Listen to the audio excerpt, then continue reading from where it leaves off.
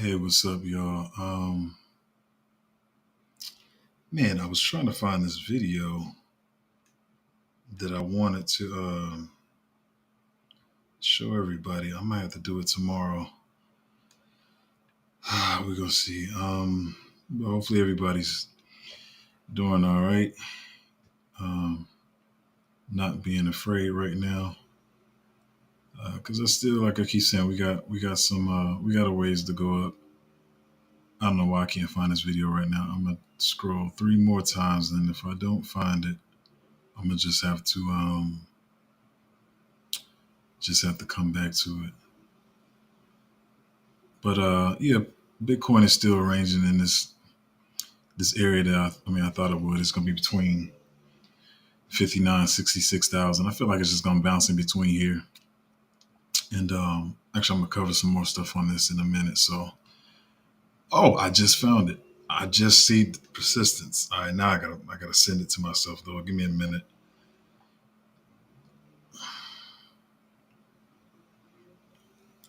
I'm glad I just found it, so I don't have to do this on another stream because it's a little bit to talk about today, but there was a lot, but I got another lesson. I haven't did a lesson like this in a minute that I wanted to do today, but I'm gonna probably have to wait to do it to get it together. And is it gonna let me play it like this? It might. Just a minute.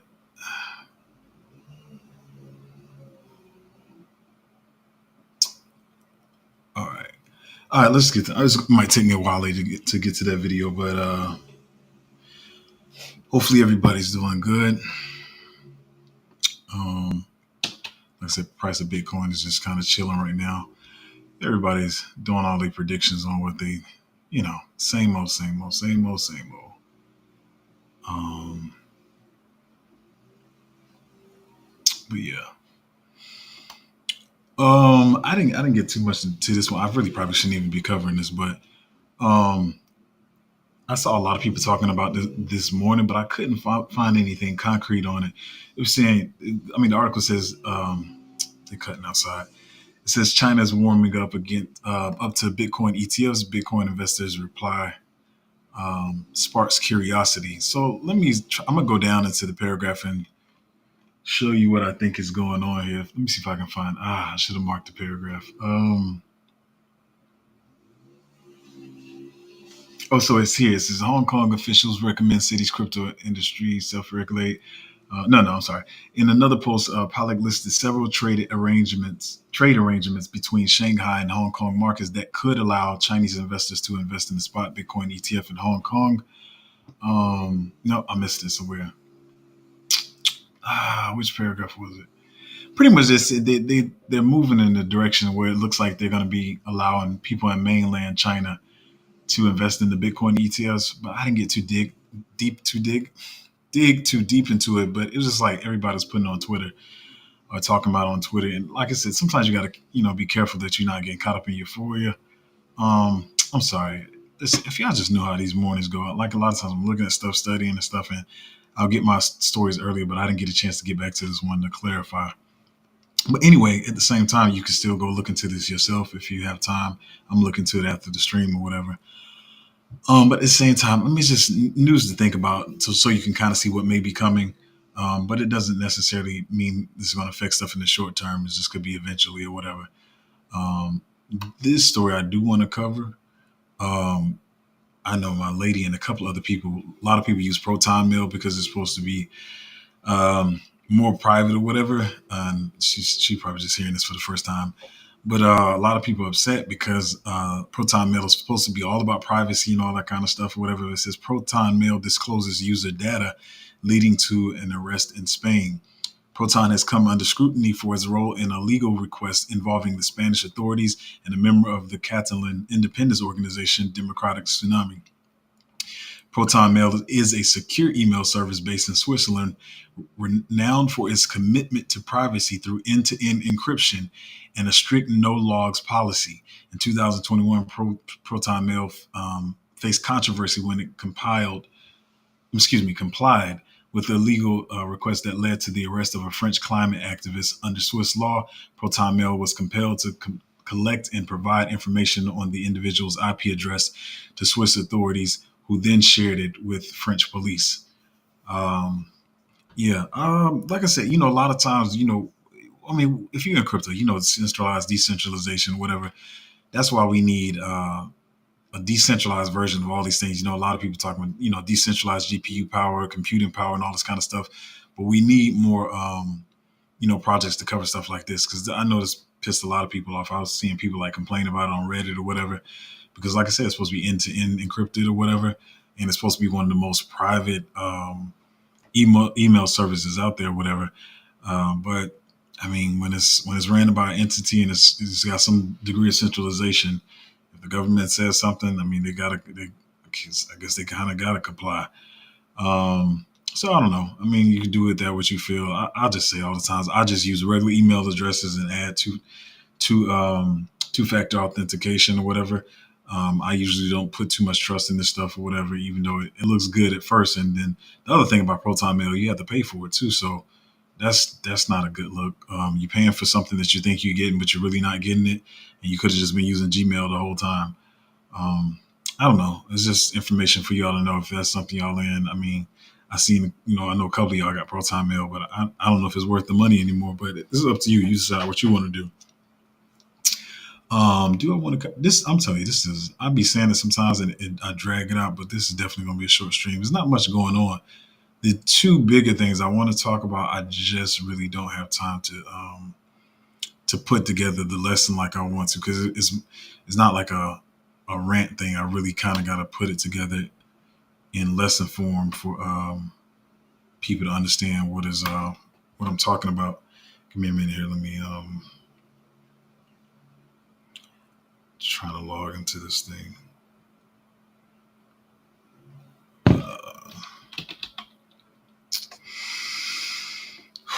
Man, I've been so tired lately, man. What do you mean? Hold on, y'all, just a minute.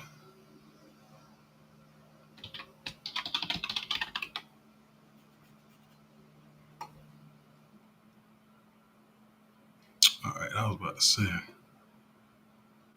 All right, so all right, next one. So you probably heard about this with FTX. I've been hearing different sides of this. I don't be honest, I don't know which side is which, but it's saying like they're gonna give a chance for the people who got wrecked in the FTX thing in 2022 to get their money back. Um, but I can't tell how true it is. But it says FTX proposes billions in compensation, but not everyone is happy. FTX's latest proposal could repay creditors as much as 16.3 billion, but some argue the plan still falls short of being fair. The FTX's newest proposal to pay victims back over its 2022 collapse now promises to repay all creditors' claims plus billions in compensation for time, excuse me, for the time value of their investments, though some pundits argue it may not be enough. In a May 7th statement, the bankrupt crypto exchange said that the plan was subject to being finalized and approved by the United States Bankruptcy Court for the District of Delaware. Only creditors whose claims in an allowed amount below 50,000 will be eligible for the 118% recovery, which FTX anticipated was 98% of the creditors of FTX by number. FTX plan, however, still reimburses creditors for the value of their assets at the time of bankruptcy in November 2022. So that doesn't include price appreciation, like where Bitcoin is at. Bitcoin is nowhere near what it was in November 2022. Anyway, excuse me, let me go back. This FTX plan, however, still reimburses creditors for the value of their assets at the time of the bankruptcy in November 2022, rather than at current prices, which some creditors have been arguing for. Since that date, the crypto markets have seen a resurgence with Bitcoin, blah, blah, blah, blah, blah. But anyway, so pretty much just saying they're going to repay the people. See, to be honest, this sounds scammy within itself, because a lot of these assets are appreciated. You know, listen, I don't know the ins and outs, but I'm saying, who's to say y'all wasn't holding them somewhere and y'all got the price appreciation and y'all made a 5X on it, and then you're going to just pay them back what it was at the time or whatever. So I see why people are upset. So a lot of people are upset because they say it's not fair and they're not getting the value of what their crypto would have been at right now. I mean, who's to say if they would, yeah, whatever. But at the same time, this $16.3 billion. So the good side of everybody saying like, oh, that's $16.3 billion that's going to come on the market, and a lot of people saying, they're going to come straight into altcoins or whatever, because even if they were holding Bitcoin has already had a run now, so they're probably not going to. I mean, some of them may buy into Bitcoin, but when was it supposed to be paid out? I think they said it was the next 60 days or something. I've been reading this on different articles and different sources. So I don't remember if I even said it in this one, but I think it was supposed to be paid out in the next 60 days, which lines up with some of the timeline that I've been trying to give you guys on this channel. I've been saying for weeks, like, I mean, I could be wrong. I'm not trying to be Mr. Crystal Ball or anything, but I'm not really expecting no movements to July. I made my little buys here and there, or whatever, but I'm really not trying to buy nothing right now. But I think I saw it in another article because I read like 5 or 6 different articles on this. Um, but yeah, I think in the next 60 or 90 days, they're supposed to be paying these people back. And so, it's going to be more money flowing into the market. And, maybe they're going to probably wait the same. Maybe they're going to wait for the market to move. Getting close to the end here.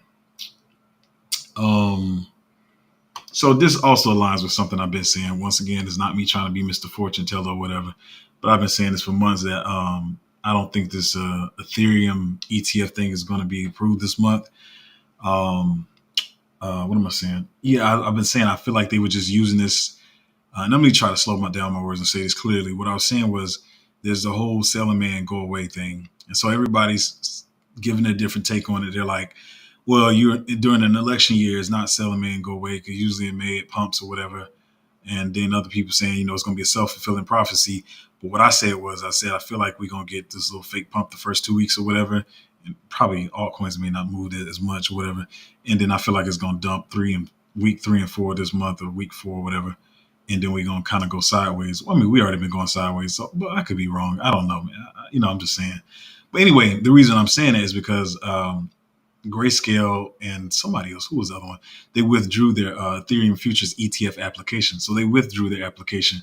So I mean, how can you, if you withdraw your application, how are you gonna get the ETF or whatever? I could read this whole thing, but there's really no need. But that's the gist of it. They withdrew their Ethereum ETF application or futures ETF application or whatever, which excuse me leads me to believe what I've been saying all along, that excuse me, that they're not going to approve these ETFs. They just used it as a catalyst.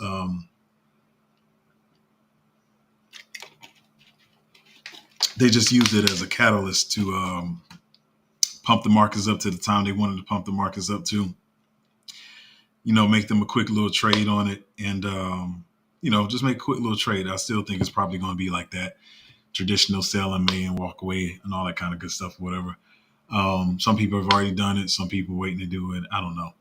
But I'm just, like I said, I'm looking for some sideways action for about, well, I guess that'll be still at least another 6 weeks, six to 8 weeks now, I guess you would say. So it gives just give us some time to buy. I'm in no rush to be trying to buy anything right now. I mean, my bags are decently packed already. So if I'm wrong, I'm still cool. I still got my allocations in there, whatever. And just ride it out. And if I get some more dips, then I have some money to buy the dips or to buy the new projects as they come out or new stuff that I find that's on the market. Because it seems like nobody's trying to launch right now. Like nobody's trying to launch. I've been trying to keep track of Discords and stuff, projects that I was looking at, and nobody trying to have it. Nobody trying to have it. So, what is that?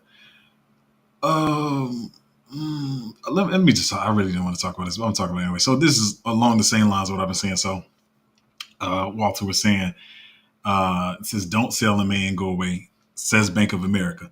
So like I said, I'm not selling. I'm just holding what I already have. If it dips some more, I'll buy some more, whatever. But anyway, it says Bank of America says, don't sell in May and go away. Analysts at Bank of America told investors in a note Tuesday not to sell in May and go away, as statistical data shows that presidential election years can see big, he said bug, but big summer rallies.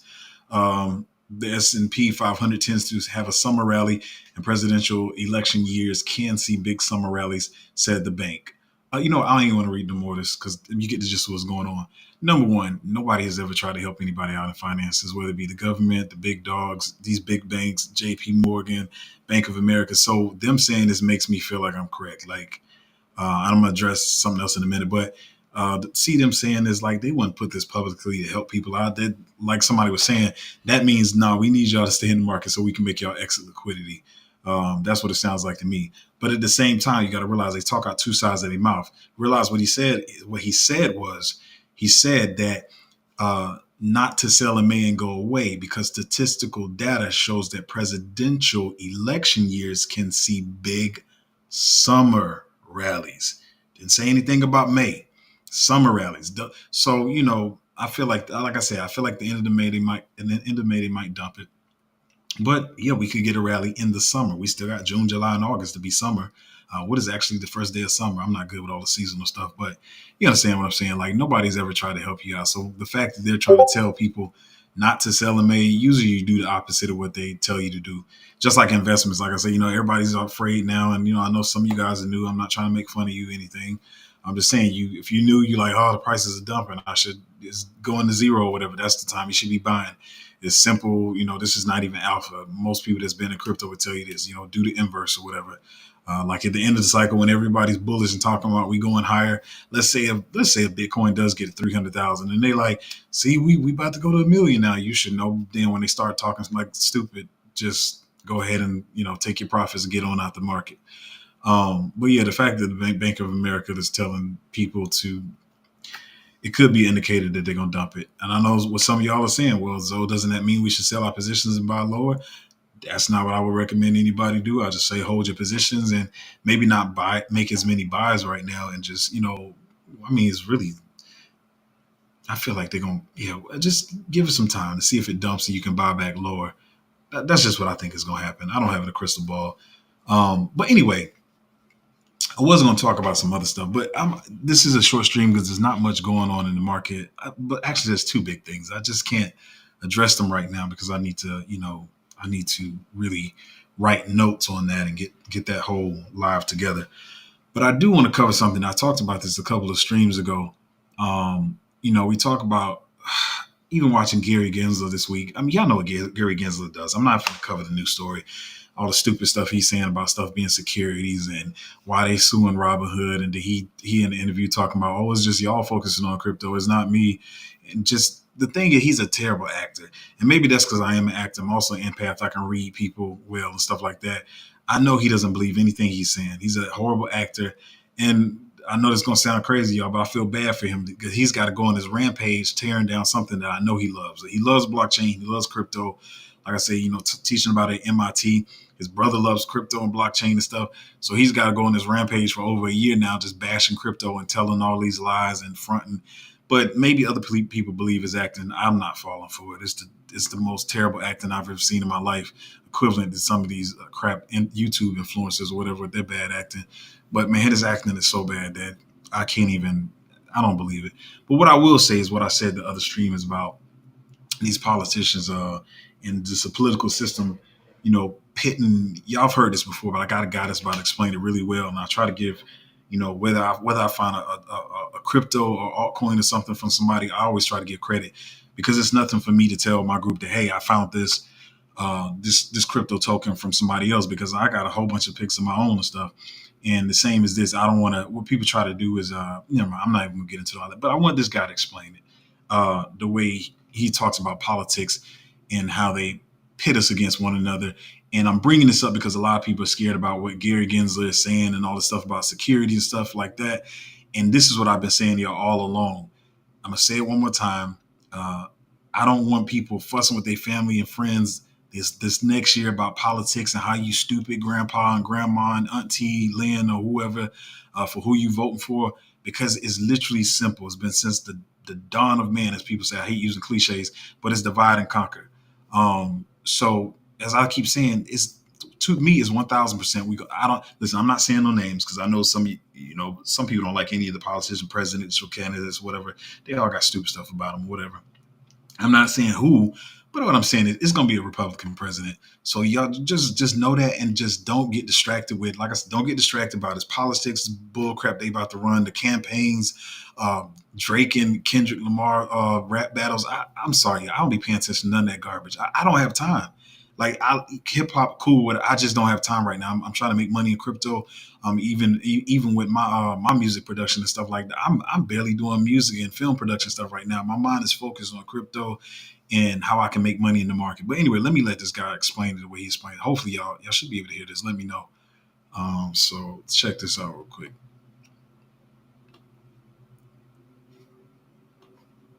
System is to intentionally lose. I hope you'll let me explain, because as we navigate the tricky intersectional ethics. I'm sorry, let me go back. It cuts off the first words he said, but the first words he says is the Democrats are trying to lose on purpose. So just pay attention to this. I think I messed up. I messed it up. Hold on, y'all. Hold on. I just messed it up. Let's do, my bad. You'll see how they're trying to stop me already. Let's do that. And,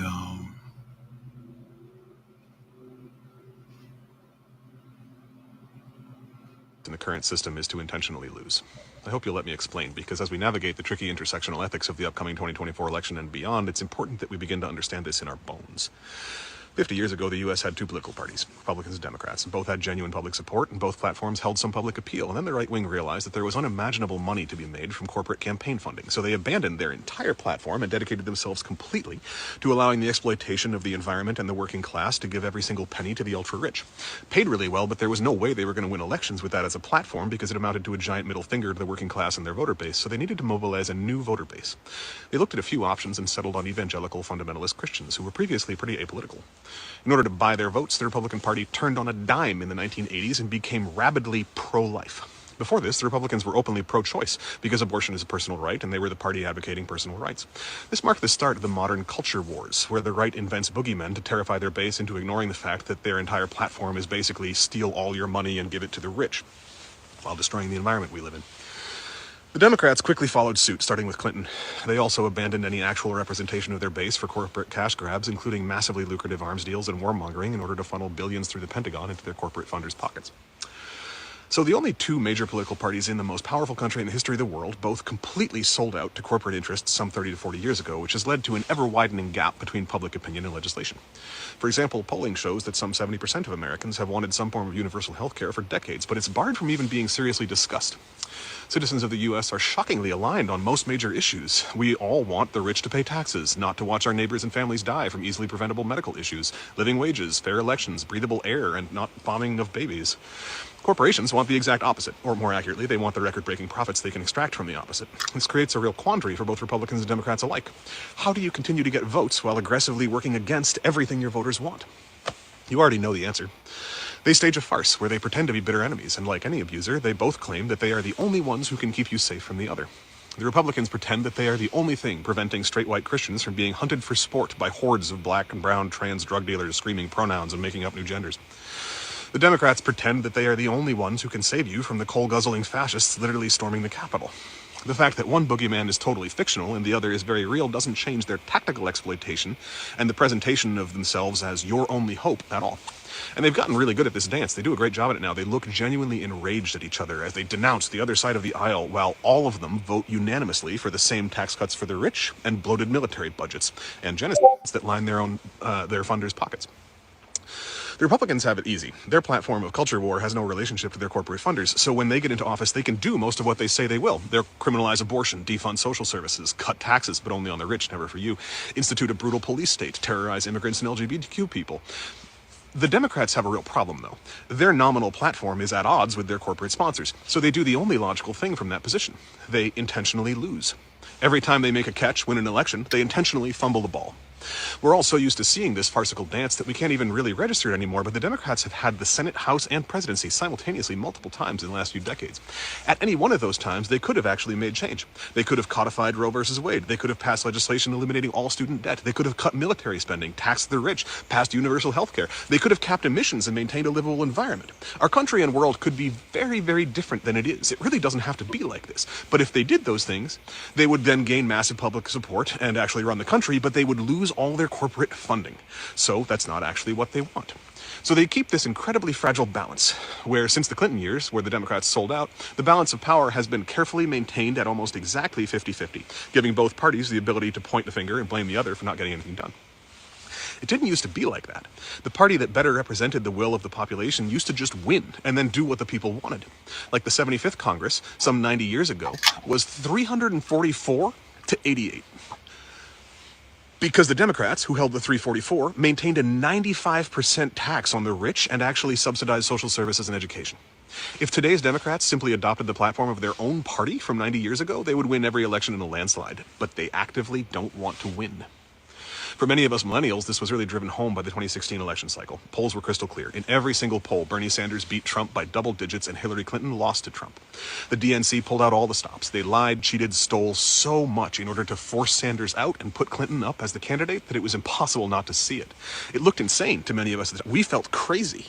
I remember literally watching them kick Sanders delegates out for asking questions that they didn't want to answer at the Democratic National Convention in Maine. I remember watching them shut down polling places where Sanders had strong leads. All the things that the MAGA thinks happened in the 2020 election, the DNC literally did and didn't even bother to hide in 2016. They were taken to court for it, and they didn't even deny that they rigged the primary. They just said, hey, we're a private company. We're under zero obligation to run fair elections. We can nominate whoever we want. The voting is just a farce. That was their legal argument, and they won with it. I remember hearing people scream at the DNC officials, do you want to lose? And slowly understanding that, yeah, that was exactly what they wanted. They would literally rather lose with Clinton than win with Sanders. Because when they lose, they can then say, gosh darn it, we tried, but they won this round. Please donate more. They get to look like the good guys who keep trying but just keep getting beaten down by the forces of fascism and racism and hate. As losers, they're noble victims. But when they win, they have real problems, like what we're seeing now with Biden, where they have to try and hide the fact that they are also the forces of fascism and racism and hate. If Trump had won, he'd likely be doing the exact same thing, but it would be normal. We'd all expect it, and the DNC would fundraise like crazy. When a Democrat commits genocide, though, we're supposed to see it as atypical. Unflinchingly committing genocide is supposed to read as, oh, a little oopsie from an otherwise ethical humanitarian Democratic leader. The fact that the Republican platform doesn't interfere with their corporate interests and therefore they can enact the policies they promise to, while the Democrats have to constantly appear to fumble and fail in their oh-so-genuine efforts to create change, has of course led to the rightward drift of U.S. politics over the last decades, to the point where Republican elected officials are now openly saying out loud that we should kill all Palestinians, while the House just voted near unanimously that anyone who says we should not commit genocide must be anti-Semitic. That shift is noteworthy. If any politician had stood up and publicly said that we should kill all of a given race 50 years ago, they would have rightfully been called a Nazi and lost all public credulity. Today, that's accepted on the floor of a state house, while opposing genocide is condemned and literally censured. That's pretty intense, and it's like that across the board. The only thing that matters in political discourse is controlling the parameters of the narrative. What is outside the bounds on each side? If you control these two bookends, then the content of what is said in between them becomes wholly irrelevant. Both bookends have been steadily shifting to the right for a long time, to the point where now right-wing politicians openly advocate ethnic cleansing, and left-wing politicians just quietly fund ethnic cleansing. And anything to the left of funding ethnic cleansing is literally censured. Remember how 100 years ago the Democrats controlled like 80% of Congress and they taxed the rich at 95% in a way that gave the U.S. the strongest economy in the history of the world? Now, if any elected official is crazy enough to suggest that the rich should pay any taxes at all, they're labeled as communists and laughed out of the room. So I paid more taxes than Jeff Bezos last year. The cost of living's through the roof, federal minimum wage is still $7.25, and we're watching our tax dollars bomb babies. But the Democrats, who are currently the ones bombing babies, are our saviors. And if we just vote for them a little bit more, then they'll save us all. Most notable in all of this is that if anyone speaks up who actually represents the will of the American people, they're mocked and driven out of the conversation. So people like Claudia de la Cruz or Cornel West are effectively barred from any presence in the mainstream media, or if they are covered, it's as an anomaly and immediately condemned as stealing votes from the real candidates. Notice that framing. It's not that Biden or Trump are losing through their complete failure to represent anything like what the people want. It's that anyone who represents what the people want is stealing votes from them. If you'd like to understand the mechanisms and expressions of this political narrative of control better, I can't recommend Chomsky enough. Since reading his masterwork, Manufacturing Consent, a propaganda model of the media, I have never seen the world the same way. That book is dense, but he covers the same content in a much more digestible fashion in the 1988 CBC Massey lectures titled Necessary Illusions, which is also in print as a book by the same name. But that's a 4-hour lecture set from 35 years ago, and it's worth every second. But don't take my word for it. Just watch and look at the track record. If the Democrats wanted to win, they'd do what 75% of the country wants and stop funding genocide and enact a ceasefire. But they're doing the exact opposite, and it may very well have the effect of putting Trump back into office.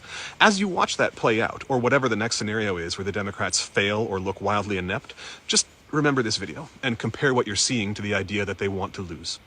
If they wanted to win, we all know how they could. They're not doing that. So ask yourself what priorities would lead to their actual ineffective course of action and whether those priorities align with yours, your neighbors, and those of everyone who wants a safe, livable world. That was it, man. So, as I keep saying, as we get ready to answer some of these comments and questions that I think you guys have, they are trying to lose on purpose. So it's aggravating you because let's slow down your brain for just a minute and think. How many times has Gary recycled the same tactic? They're so lazy with it now that it's just obvious. Y'all just keep recycling the same tactic. You calling stuff securities again, and it's like you just did this. Like why are we doing the same thing all over again? But they're going to continue to use the same tactics, man. They're definitely trying to lose. They're trying to aggravate. They're trying to aggravate voters because here's the thing, though. Because like I keep saying on my streams, they know that people have short-term memories. But I don't think like the tactics they've been using before and thinking people have short-term memories is no longer a thing because I keep saying we have social media now. So it's not this election. It's the next ones. Well, not even elections.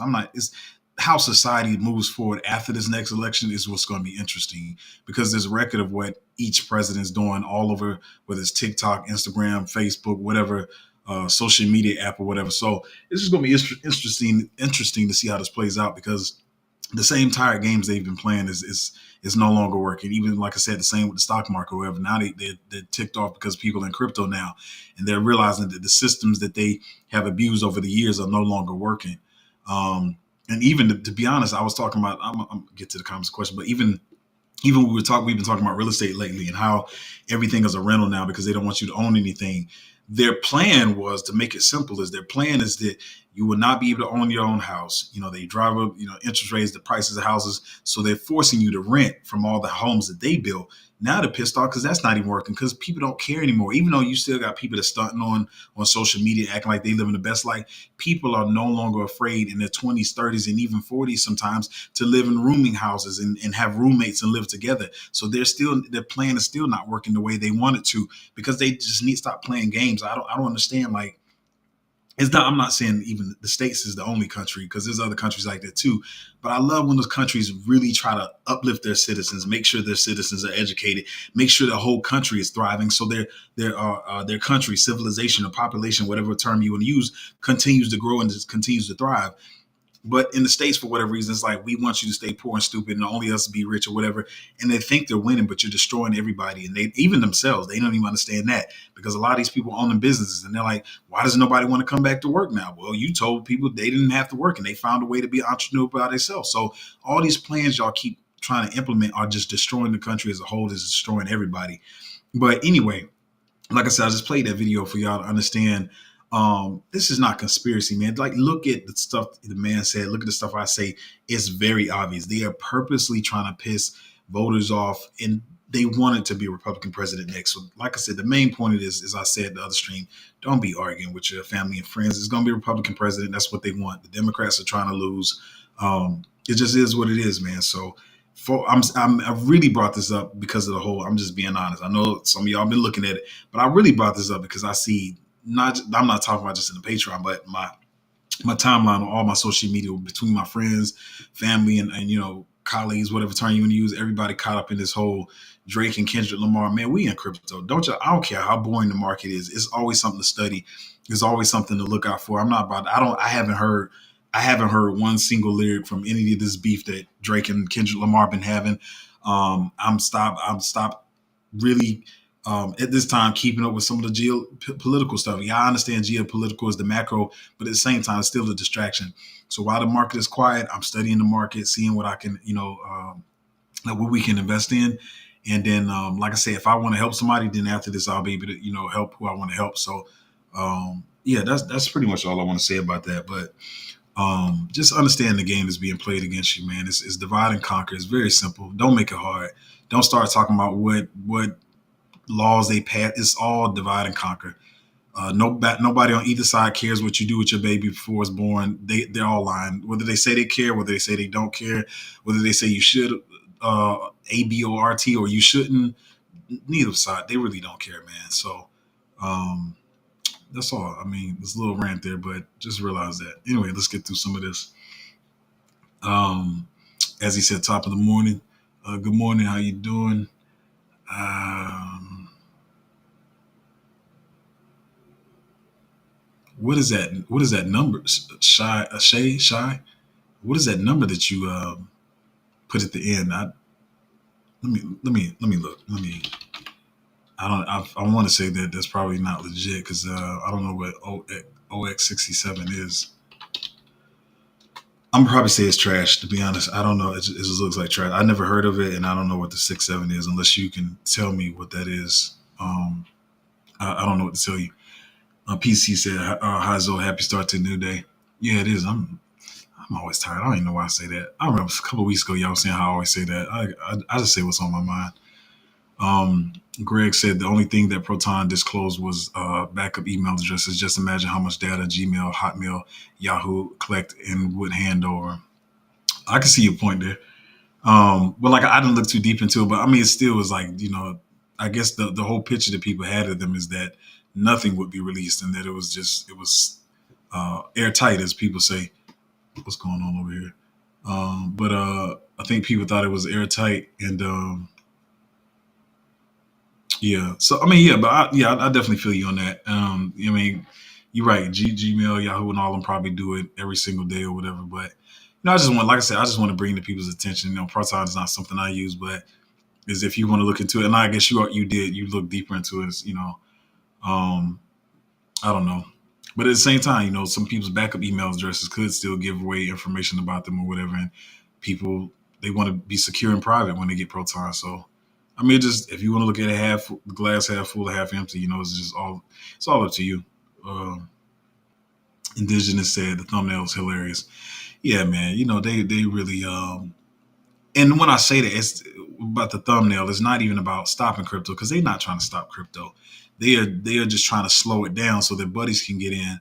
But when I say that, it's because I know a lot of you, and I don't want you to think I'm judging you or anything for being afraid of how the market is right now. Altcoins bleeding, and Bitcoin didn't do some of the lies that people told you was going to do it. Having some people was trying to tell you it was going to go to 100,000 immediately, and it didn't do that. And so now some of you guys are fearful, like wondering if you bought the right altcoin. You wondering is the market over and stuff like that. And so it'll scare you out your positions. But if you let this stuff scare you out your positions, yeah, you won't be getting the Lambo. You'll be buying back in after prices are higher. So this, I feel like there are some dips that we could have caught or whatever. But like I said, I feel like I've seen that my tactic usually works the best. I've seen people make the right trades or the right sales at the right time before the market dip, and they'll keep doing it because it's going well. It'll just be that one time that they trade wrong that either put them right back where they would have been or put them lower and stuff. So it's hard. I'm not gonna lie. I'm not gonna lie to you at all and say it's not hard to hold sometimes. Hopefully I don't try to. I don't try. I don't. Hopefully, I don't say it to y'all like I'm some superhuman or something. But it's just because I've seen how it works before. It does make it easier for me. But sometimes I get pissed too. I be like, man, the same. Okay, let me put it this way. Same thing I say to y'all. I say it to y'all because I've said it myself. I'm the one who has said like, man, I knew that jump was going to dump. I should have sold out my positions and bought lower. I knew it was going to do that. But the truth is, you never know what it's going to do. Because I keep saying this. I think all the three dips that I really remember this cycle. There's been more than that, but the three that I really remember, um, when it dipped, I did have some that really flew. And, like I said, I put into each of my positions what I want to put in there. And say if I had sold out out of that particular position, and then it flew and did a 5 and 10x or whatever it did. To be honest, I wouldn't want to have pull out of my other positions or money from them to feed back into where I would have been at the. Let me say this clear. So, say if I had $1,000 of a token, and then I said, "Oh, the market's going to dip," and I sold out of everything. If I had a token to go from 1,000 to 10,000, I'm not going to want to take money from my pullouts and put 10,000 in because I should have just held. Hopefully that makes sense or whatever. But yeah, I usually just hold and I just buy on the dips. But yeah, I don't want y'all to be afraid out of the market. Sometimes I try to be funny about it and make comedy about it so y'all don't feel like on the edge of stress or whatever. But we still got time in the market. I know you probably like, man, I could have bought so many more tokens if I'd have bought later. I understand the feeling, but we never know what's gonna happen. So just like I said, buy a little bit on the dips that you can. Can you share the clip of the guy exposing politics? Oh yeah, I can do that. Yeah, I thought I had him. I had in my head to do that. I forgot. Um, I got something I really want to talk to you about, but I think it's gonna be tomorrow and not. Well, I know it's not gonna be today. I think it's gonna be tomorrow. Dermot said, "Hazo, is it possible this is the peak of this bull run phase and memes absorb all the liquidity? The peak of this bull run phase. Oh, you're pretty much saying local top short term. I mean, anything's possible. I can't, um, yeah, anything's possible. I mean, AI memes and all the bullish narratives are going to run, but yeah, when the market's down, usually memes do run, but there's no telling what's going to happen next. I feel like I said, I feel like it's still going to be another dip coming, and no telling how big that's going to be. And when we get big dips, like people be afraid, they'd be afraid to buy everything, meme coins included. Sometimes meme coins and stuff will pick up faster, but I don't know. I don't know. I'm just watching the market day to day, like you. I'm just like I said, I'm focused long term. It's like, but as far as the short term, as of right now, anything can happen. Especially like I said, around this halving area, anything can happen, man. They love doing misdirection.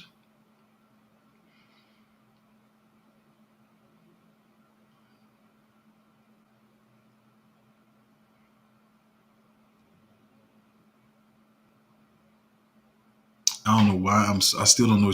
You're trying to explain what Shay was talking about, but I'm still not. The wolf with 0x67 contract. Is that the ticker you mean? I'm so lost right now.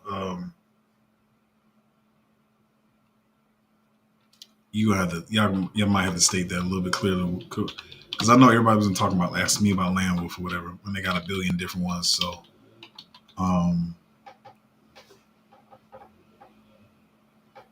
let me see. I'm trying to see if I can see what you're talking about. You might have to state that clear because I'm still lost on what you're saying. What you see is what you get. Said back up your seed phrases. Oh yeah, yeah, yeah, definitely, man. I need two more ways to save my seed phrases. To be honest, but in the meantime, while we're waiting for I guess you guys to clarify what you're talking about with this wolf thing. I'm surprised this stream was this long. I'm gonna be honest. I thought the stream was gonna be like 33 minutes. It's a little bit longer. But you can join the Patreon at patreon.com/cryptozo.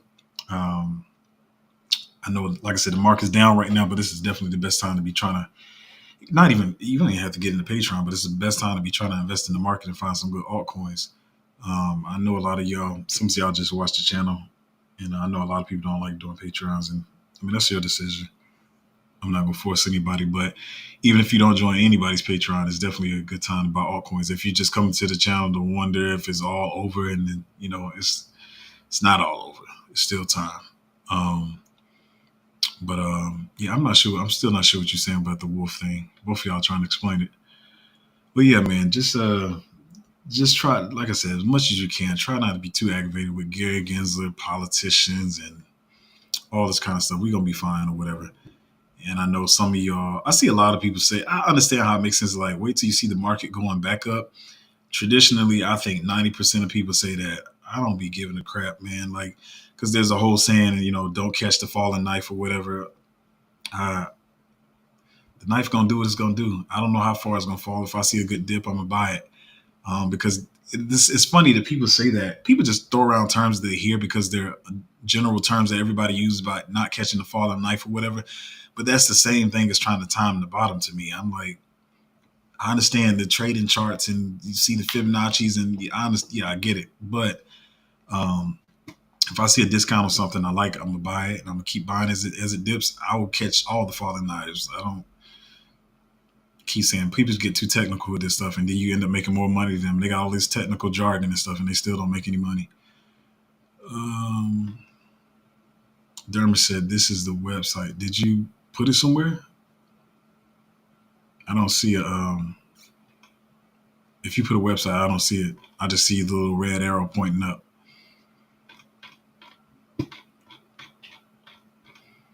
Must be you got a delay. Y'all must be hearing what I'm saying. Like I noticed the streams lag. But listen, you might have to ask that question tomorrow. But yeah, if you want to join the Patreon, it's at patreon.com/cryptozo. And like I said, even this downtime in the market, do not just crypto. So do your own study and find your projects that you want to get into, or be DCAing into your bags that you're already holding.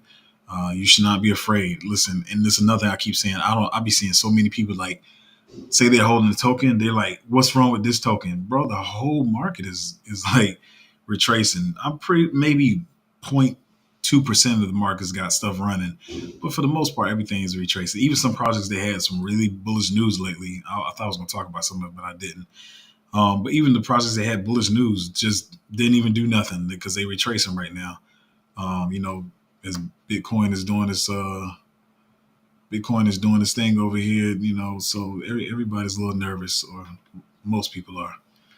Anyway, patreon.com/cryptozo. Appreciate you guys hanging out on the stream, and we will have better times in the market, so don't be afraid. DCA in your bags, and I'll catch